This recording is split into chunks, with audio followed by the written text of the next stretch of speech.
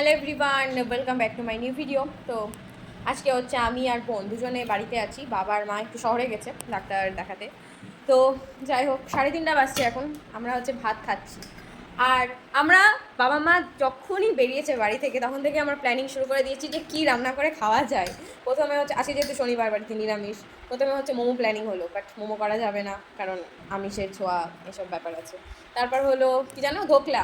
আমার বোন ধোকলা খেতে নারাজ। আর হচ্ছে তারপর আলু পরোটা প্ল্যানিং করলাম, বাট সেটা করতেও পারি।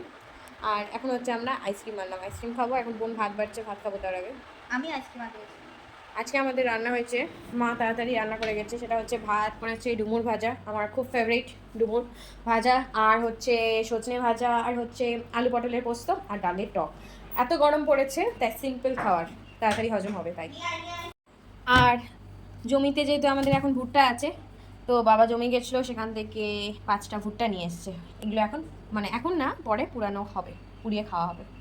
ব্যাস, বোন খাবার দিয়ে দিয়েছে, এবার খাওয়া শুরু করি। তোমরা তার মানে ভেবো না যে সবসময় আমি বোনকে দিয়ে কাজ করাই, আমিও কাজ করি। না না না না, ও হলো খুব সুখী মানুষ, সুখী সুখী কাজগুলো করে। তো স্নান টান করে আমি এখন হচ্ছে একটু ফ্রি হয়েছি, ওই জন্য বললাম তুই ভাতটা দে আর আমি একটু আয়েশ করি। চোখটা দেখছো, লক্ষ্মী তেরা।